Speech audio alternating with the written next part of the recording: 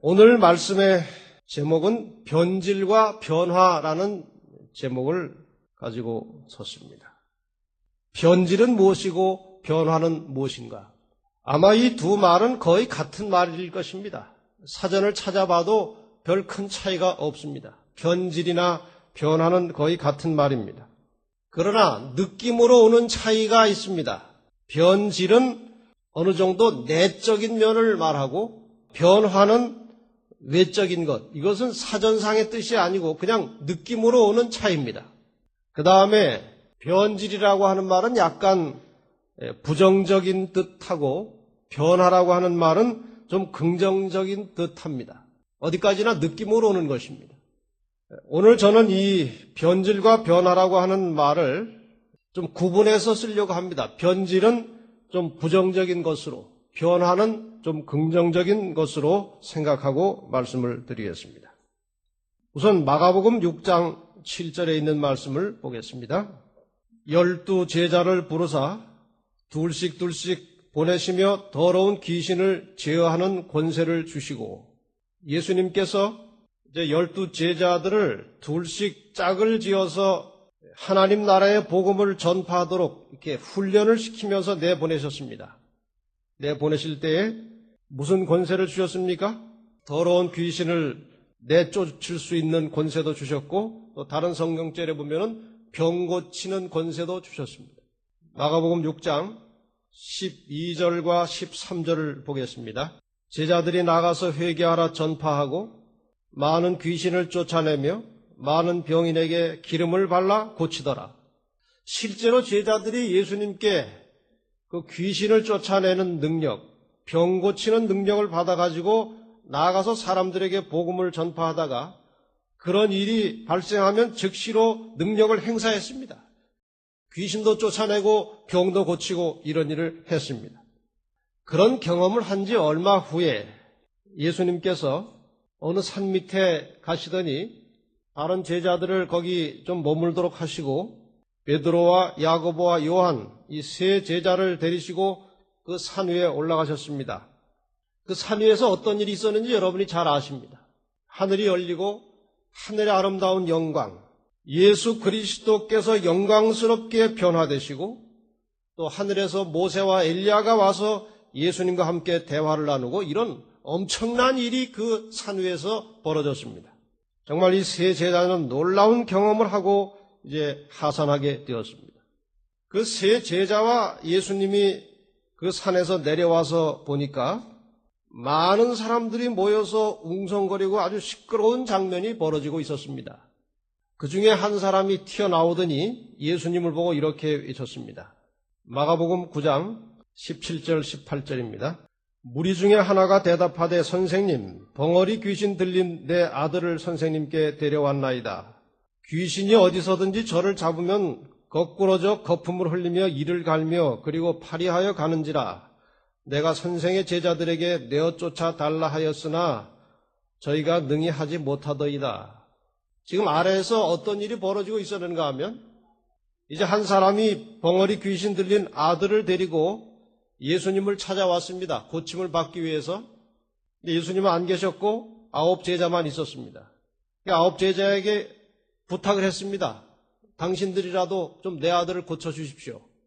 제자들이 이전에 귀신을 쫓아낸 경험이 있었습니까? 없었습니까? 있었습니다. 좀 전에 성경 말씀 읽으셨죠? 있었습니다. 그래서 그 벙어리 귀신 들린 그 사람의 아들을 향해서 아마 그렇게 했을 것입니다. 나사렛 예수의 이름으로 명하노니 귀신아 나가라고 소리를 쳤는데 안 나가는 겁니다. 이상하다. 그 전에 나가는데 이게 왜 안 나갈까? 이 제자들이 이전의 상태와 지금의 상태가 달라졌습니다. 이전에 귀신을 내어 쫓을 수 있었는데 지금은 안 되는 것입니다. 변질되었습니다. 변질. 왜 변질되었는지 나중에 다시 또 말씀을 드리겠습니다. 또 다른 상황을 한 가지 살펴보겠습니다. 마태복음 26장 31절을 보겠습니다.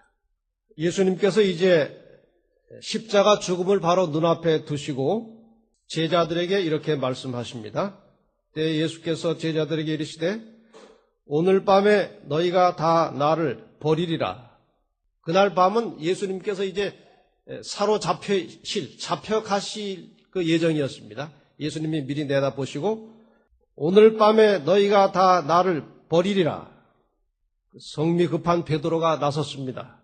마태복음 26장 33절에 베드로가 대답하여 가로되 다 주를 버릴지라도 나는 언제든지 버리지 않겠나이다.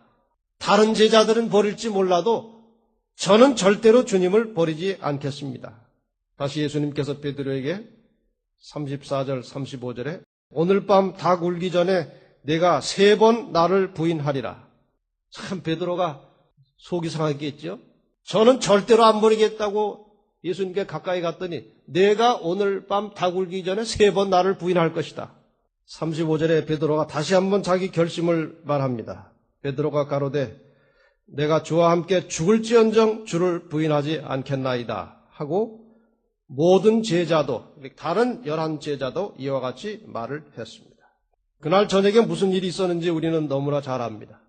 예수님께서 그날 밤에 잡히시고 가야바 법정에서 신문을 받고 계셨습니다. 다른 제자들은 다 도망갔고 요한은 그 대제사장과 친척 관계에 있었기 때문에 그 뜰에 들어가서 아주 떳떳하게 그 신문하는 광경을 요한은 보고 있었습니다. 근데 베드로는 이제 그 주변에서 서성거리면서 관망을 하고 있었습니다. 다른 제자들은 다 도망을 갔고. 그래도 베드로는 조금 나은 편이었습니다. 마태복음 26장 69절 70절에 베드로가 바깥 뜰에 앉았더니 한 비자가 여자 심부름하는 아이 정도입니다. 한 비자가 나와 가로되 너도 갈릴리 사람 예수와 함께 있었도다 하거늘. 한 여자아이가 와가지고 당신도 저기 신문 받는 저 예수와 같이 돌아다니는 걸 내가 봤는데요. 베드로가 모든 사람 앞에서 부인하여 가로되 나는 네 말하는 것이 무엇인지 알지 못하겠노라. 너 무슨 말 하는 거야 지금? 저 사람하고 전혀 상관없는 사람이야. 너 알지도 못하면서 말 함부로 하지 마라. 이런 투로 지금 베드로가 말을 하고 있습니다. 연속해서 3번 이런 일들이 벌어졌습니다. 이쪽으로 옮겨가면 또 다른 사람이 와가지고 당신과 같은 당 아니요. 그래서 베드로는 첫 번째는 부인을 했고 두 번째는 맹세하며 부인했고 세 번째는 예수님을 저주하고 맹세했습니다. 그랬더니 닭이 꼭 끼워하고 울었습니다. 참 처참한 모습이 되었습니다. 이렇게 참 옹졸하고 겁 많고 비겁하던 베드로가 사도행전에는 전혀 다른 모습으로 등장합니다. 사도행전 2장 14절 보겠습니다. 베드로가 11 사도와 같이 서서 소리를 높여 가로되 유대인들과 예루살렘에 사는 모든 사람들아 이 일을 너희로 알게 한 것이니 내 말에 귀를 기울이라. 여러 사람들 앞에서 지금 예수 그리스도에 대하여 큰 소리로 증거하고 있습니다. 21절에 보면 누구든지 주의 이름을 부르는 자는 구원을 얻으리라. 전혀 딴 모습 아닙니까?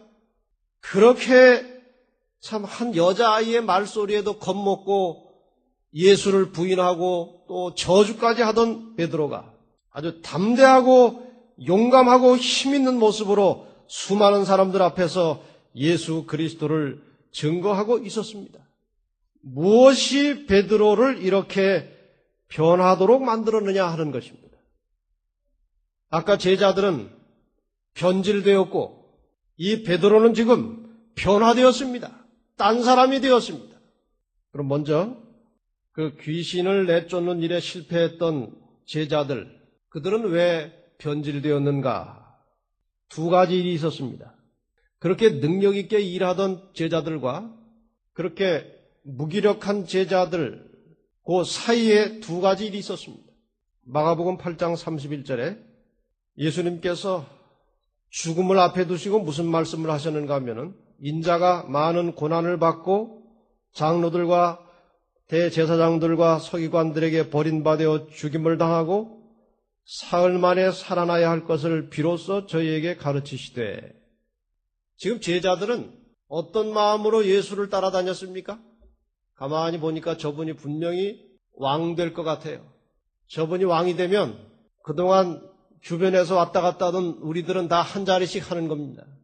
대통령 선거할 때도 그 주변에서 돕던 사람들은 대통령 당선되면 한 자리씩 다 주지 않습니까? 그런 원리랑 똑같아요. 제자들도 이제 그 자리를 생각하고 조금 그 당시로서는 불편하고 어려운 점도 있었지만 왕이 될 날을 생각하고 예수님을 따라다녔습니다. 그런데 하시는 말씀이 내가 죽을 것이다. 재판을 받을 것이고 죽을 것이다. 그러나 다시 살아날 것이다. 그 말을 들었을 때 제자들은 대단히 실망했다고 했습니다.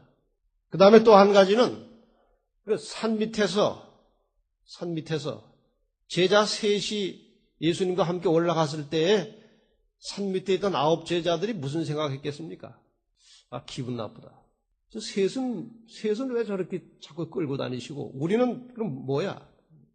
시대소망 431페이지에 그 장면을 이렇게 묘사하고 있습니다. 자신의 죽음을 가리킨 그리스도의 말씀은 슬픔과 의혹을 일으켰었다. 그리고 예수께서 세 제자를 선택하여 산으로 동행하게 하신 것은 9 제자의 시기심을 일으켰다. 시기가 났습니다. 그렇게 시기하고 질투하고 불평하고 있는 터에 한 사람이 벙어리 귀신 들린 아들을 데리고 와서 고쳐달라고 하니까 정신이 번쩍 들어가지고 한번 마음을 가다듬고 해보는데 돼요, 안 돼요? 안 되는 겁니다. 기도하고 그리스도의 말씀을 명심함으로써 믿음을 굳게 하는 대신에 그들은 낙담과 사사로운 불평에 사로잡혀 있었다. 이와 같이 어두운 상태에서 그들은 사단과의 쟁투에 들어갔었다. 그렇게 불편하고 좋지 않은 마음을 가지고 사단과 싸우니 이길 수가 없었습니다. 이것은 역시 오늘날 우리에게도 우리의 삶 속에 생활 속에 많은 실패를 가져다주는 원인이기도 합니다. 인간 사회에 수직적 계급의 차이가 있습니다. 군대 사회는 그것이 더 아주 철저하고 뚜렷합니다. 수직적 계급의 차이, 회사에 가도 있습니다. 뭐 회장이 있고 사장이 있고 부사장이 있고 전무, 상무, 부장, 과장 이런 계급이 아주 줄줄이 쭉 다 있습니다. 사회적 신분의 차이가 있습니다. 이거 어디까지나 다 인간이 만들어낸 것이지 하나님의 의도는 절대로 아닙니다. 돈이 많고 상당한 권력이 있는 사람들은 그들 말에 의하면 노는 물이 다릅니다. 주로 주거하는 환경이 아주 깨끗하고 호화스러운 데서만 왔다 갔다 합니다. 이 호텔에서 저 호텔로. 회의장도 아주 카페지 쫙 갈리고 그런 데만 주로 왔다 갔다 하는 계층이 있어요. 그러나 어떤 계층은 늘 그 세면바닥 밟고 그저 흙 밟고 다니는 계층도 있습니다. 사회적 신분의 차이가 있습니다. 그런 차이는 아니지만 이 수평적 기능의 차이라는 게 있습니다. 똑같은데 보면 나하고 신분도 별 차이 없고 계급도 다른데 능력이 다른 것입니다. 노래도 나보다 더 잘해. 앞에 나와서 말하는 거 보면 어떻게 말을 그렇게 잘하는지 몰라요. 요리를 어떻게 나보다 훨씬 더 잘해. 다 같은데 기능의 차이가 있습니다. 수평적 기능의 차이라는 것이 있습니다. 교회 안에는 이런 수직적 계급의 차이나 또 사회적 신분의 차이나 또 그런 능력의 차이를 인정하지는 않습니다. 교회에서는 그런 일이 있을 수 없습니다. 그러나 사람이 모여서 사는 곳이기 때문에 눈에 나타나고 보입니다. 무슨 계급이나 신분의 차이는 그렇게 심하지 않지만 능력의 개인적 기능의 차이가 보이기 때문에 이런 것들 때문에 교인들에게 때로는 시험거리가 되기도 하고 불평거리가 되기도 합니다. 어떤 사람들은 교회의 중요한 직책을 맡았기 때문에 목회자와 훨씬 말을 더 많이 해야 되고 관계를 많이 가져야 될 수밖에 없는 직책과 직분을 맡은 사람들이 있습니다. 그럼 그런 것을 맡지 않은 사람들은 뒤에서 불평합니다. 자기가 뭔데 맨날 목사 옆에 와가지고 저라고. 목사한테도 이거 아무개 하고만 가깝게 지내고. 이것이 다 저희가 인정하는 것은 아니지만 불가피하게 교회 안에서 나타나는 현상이고 현실입니다. 그중에서 인간 사회에 아주 지극히 자주 많이 작용하는 것이 질투심과 시기심이라고 하는 것입니다. 한 수도사가 리비아의 어느 사막에서 경건한 삶을 위해서 금식하고 고행하고 있었습니다. 상당한 세월이 흘러서 어느 정도 수준에 왔다고 생각이 되었습니다. 마귀들이 달려들어서 시험했습니다. 음식으로, 또 육체적인 욕망으로, 물질에 대한 욕심으로, 혹은 의심으로, 때로는 공포심으로 시험을 하고 흔들어 봤는데 좀처럼 흔들리지가 않습니다. 마지막으로 한 마귀가 가까이 가서 여보시오, 당신 동생이 알렉산드리아의 주교가 되었소. 그랬더니 마음이 상하는 것입니다. 얼굴색이 바뀌는 것입니다. 다른 것에는 참을 수 있었는데 자기 동생이 자기보다 먼저 출세했다는 소식을 들으니까 얼굴색이 달라졌습니다. 이것이 이 수도사의 문제가 아니고 어쩌면 오늘 우리 모두의 문제입니다. 제자들은 바로 그것 때문에 실패한 것입니다. 하나님의 영이 그들에게 역사할 수 없었습니다. 멕시코 남부 티바스코라고 하는 곳에 사는 인디언들이 있습니다. 이 사람들은 시기라고 하는 말을 어떻게 정의하고 사는가 하면 자기 이웃 보기를 싫어하는 사람, 시기심이 많은 사람을 뭐라고 정의하는가 하면은 자기 이웃 보기를 싫어하는 사람. 왜 그렇게 정의를 했을까요? 남이 잘 되는 것을 별로 좋아하지 않습니다. 자기만이 소유한 어떤 특권을 다른 사람이 가지면 속이 편치 않은 사람. 이것을 우리는 시기심이라고 합니다. 시기심이 많으면 스스로 불행해집니다. 스스로. 근데 그 불행이 언제 끝납니까? 시기심이 많은 사람의 그 불행이 언제 끝납니까? 그 시기하는 대상이 죽어야 끝납니다. 그래야 시기심이 끝납니다. 다시 말하면 시기심이 있다는 것은 그 시기하는 대상이 죽기를 바라는 마음이 은연중에 있는 것입니다. 그래서 우리가 좀 결론을 지으면 시기는 살인과 같은 것입니다. 죽이진 않았지만 그 사람이 없어지기를, 죽기를 바라는 마음이 시기심에서 나올 수 있는 것입니다. 사랑하는 우리 성도 여러분들이시여, 우리가 진정으로 하나님께서 사용하시는 도구가 되려면 우리를 그렇게 무기력하게 만드는 이 시기심과 질투심을 버려야 하는 것입니다. 이것이 우리 마음속에 사라질 때에 주의 영께서 우리를 사용하시고 우리를 통해서 역사하시고 일하실 것입니다. 제자들이 거기에 실패했기 때문에 무기력한 사람들이 되었던 것입니다. 이 본성적인 자연스러운 욕망을 우리는 어떻게 다스릴 것인가? 다른 도리가 없습니다. 그저 부지런히 하나님께 메어 달려 기도하는 것입니다. 우리의 영원한 모델이신 예수 그리스도를 바라보고 날마다 그분처럼 되기 위하여 기도하는 방법 외에는 이 본성적인 자연스러운 시기심과 질투심을 버릴 방법이 없다는 사실을 명심하시고 언제나 우리의 마음의 정결을 위해서 기도하시기를 바랍니다. 베드로는 어떻게 변화되었는가? 베드로는 어떻게 그렇게 딴 사람이 되었는가? 그 사이에 그렇게 비굴하고 또 비겁하고 그렇게 힘없는 베드로와 그렇게 담대하고 힘있는 모습으로 예수 그리스도를 증거한 그 베드로 그 사이에 어떤 사건이 있었는가? 예수 그리스도께서 십자가에 달려 돌아가셨습니다. 그분이 다시 살아나신 것을 베드로가 목격했습니다. 분명히 돌아가셨고 무덤 속에 들어가는데 3일 만에 그분이 살아나셔서 제자들 있는 이곳저곳에 나타나신 모습을 베드로는 보았습니다.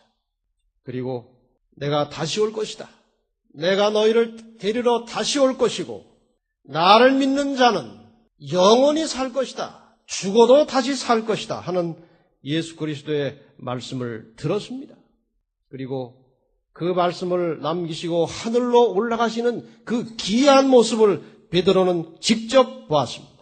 베드로가 기록한 베드로후서 1장 16절에 베드로는 이렇게 예수님에 대하여 증언하고 있습니다. 우리 주 예수 그리스도의 능력과 강림하심을 너희에게 알게 한 것이 공교히 만든 이야기를 조춘 것이 아니요 우리는 그의 크신 위엄을 친히 본 자라. 예수 그리스도의 재림, 예수 그리스도의 능력은 가상적인 꿈에 만든 이야기가 아닙니다. 이 베드로가 그렇게 변할 수 있었던 것은 그 예수 그리스도의 능력과 그 위대하심과 그 사랑과 위엄을 친히 목격하고 봤습니다. 베드로는 직접 그리스도를 목격한 사람으로서 힘있게 주님의 재림에 대하여 증언하고 있습니다. 이렇게 예수 그리스도를 경험한 베드로가, 예수 그리스도를 만난 베드로가 이제 주님께서 하늘로 올라가신 후에 제자들이 함께 모여서 기도할 때 철저하게 자기를 뉘우치고 회개하고 정결하고 겸비한 심령을 갖게 되었을 때 베드로에게 성령이 임하게 되었고 놀라운 능력으로 예수 그리스도를 증언하는 증인이 되었습니다. 여기 사도행적 36페이지부터 38페이지 사이에 이런 말씀이 있습니다. 잘 들어보시기 바랍니다. 제자들은 이미 몇 가지 이야기를 통해서 보셨듯이 아주 연약한 인생들이었습니다. 겁 많고 때로는 시기하고 질투하고 그렇게 연약한 제자들이었습니다. 제자들은 약속이 성취되기를 기다리면서 참된 회개로 그들의 마음을 겸비하게 하고 그들의 불신을 자복하였다. 그들이 그분의 순결하고 거룩한 생애를 명상할 때 만일 그들의 생애로 그리스도의 품성의 아름다움을 증거할 수만 있다면 너무 힘들어서 하지 못할 수고나 너무 커서 못할 희생이 없다는 것을 느꼈다. 제자들이 철저하게 자기를 뉘우치고 하나님께 매어 달려서 기도할 때 예수님을 위해서 하지 못할 일이 없다는 사실을 뼈저리게 마음속에 가슴 깊이 느끼게 되었습니다. 그들은 가능한 한 세상 앞에 담대히 주님을 시인함으로 그 전에 부인했었으니까 그들의 불신을 속죄하고자 하였다. 제자들은 사람들을 만나기에 적합하게 되도록 그리고 매일의 교제에서 죄인들을 그리스도께 인도할 수 있는 말을 할 수 있도록 매우 열렬히 기도하였다. 여러분과 저에게 이 기도가 오늘도 내일도 절실하게 필요합니다. 여러분 기도하시기를 바랍니다. 내가 사람들을 만날 때 그리스도인으로서 저들을 대할 때 그들에게 그 교제를 통해서 아름다운 감화를 끼치며 죄인들을 하나님께로 그리스도께로 인도할 수 있는 말을 할 수 있도록 해달라고 열렬하고 간절하게 기도하시기를 바랍니다. 우리는 전도하는 일을 위해서 기도를 잘 하지 않습니다. 그냥 전도가 그냥 막연하게 어렵다고만 생각합니다. 왜 그렇게 사람들이 말을 안 듣는지 모르겠다고 한탄만 하고 앉았습니다. 나가면 또 안식일교를 이렇게 이단이라고 해가지고 상대도 안 하려고 하니까 아주 맛이 떨어진다고 한탄하고 불평하기 전에 정말 그리스도의 증인으로서 적합한 사람으로 만들어 달라고 기도하고 하루하루를 사시기를 바랍니다. 분명히 주변에 우리가 사람들을 대할 때 하나님께서 지혜를 주실 것이고 그들을 주님께로 인도할 능력을 얻게 될 것입니다. 불화와 최상권을 잡으려는 모든 욕망을 버리고 그들은 그리스도인 교제를 통하여 모두 친밀하여졌다. 이 준비의 날들은 깊이 마음을 살피는 날들이었다. 제자들은 영적인 필요를 느끼고서 저희를 영혼구원 사업에 적합하게 해줄 거룩한 정열을 달라고 주께 부르짖었다. 성령은 기다리며 기도하는 제자들에게 충만히 임했으며 모든 사람은 그것을 체험하였다. 내가 정말 그리스도인으로서 만나는 모든 사람들에게 그리스도를 나타내고 증거하기 위해서 적절한 말을 할 수 있도록 사람들에게 감화를 줄 수 있도록 날마다 아주 열렬하게 기도할 때 우리의 마음이 비워지고 시기심이 없어지고 겸손한 마음으로 모두 친밀해지고 하나가 될 때 성령께서 우리에게 임하시고 역사하실 것입니다. 우리의 생활은 전혀 다른 모습으로 변화될 것입니다. 사랑하는 여러분, 이 교회를 출입하는 개인과 이 교회가 가지고 있는 위대한 두 가지 사업은 자기 자신과 옆에 함께 믿음을 가지고 살아가는 영혼들의 그 신앙과 삶이 소생되는 것입니다. 점점 주변의 사람과 내 신앙이 활기 있고 생기 있게 살아나도록 하는 것이 우리의 중대한 사명입니다. 그리고 또 한 가지는 이 놀라운 진리의 말씀을 알지 못하여 죽어가는 사람들에게 이 하나님의 그리스도의 말씀을 증언하고 증거하여 다른 사람에게도 이 기별을 전하고 알리는 것입니다. 이 두 가지가 성도들과 교회에 주어진 마지막 가장 위대한 사명입니다. 여러분, 개인적으로 하나님과 긴밀한 관계를 가지시고 전에 없이 자기 자신을 비우고 열렬한 심령으로 하늘의 능력을 구하는 기도를 다시 한번 시작하시기를 바랍니다. 그리고 우리 주변 사람들의 마음을 상하게 하는 일이나 속이 불편하게 하는 일들을 삼가고 늘 우리 주변 사람들에게 용기와 희망을 주는 말을 하시기를 바랍니다. 교회에 용기 얻고 희망을 얻으려 왔는데 옆에 오면 누가 어떻게 하고 누가 냉정하고 누가 쌀쌀하고 이것이 다 우리가 서로 간에 병 들어가는 일입니다. 우리 교회를 찾아오는 모든 우리 동료들에게 정말 따뜻한 사랑을 나타내 주시기를 바랍니다. 용기와 희망의 말을 건네시기를 바랍니다. 그래서 우리가 다 힘을 얻고 새 사람이 되어서 이 교회에 주어진 마지막 위대한 사명, 다른 사람들에게도 복음을 전하여 그들을 주님께로 인도하는 이 놀라운 사역에 온 교회가 함께 동참하게 되시기를 바랍니다. 아무쪼록 여러 가지 인간적인 본성적인 죄된 습성 때문에 변질된 우리의 모습을 다시 한번 성령의 역사를 통해서 자기 자신을 비우고 마음을 새롭게 하여 베드로처럼 변화된 모습으로 이 교회와 세상에 빛이 되는 우리 모든 믿음의 가족들이 되시기를 간절히 바라면서 오늘 말씀을 마치겠습니다.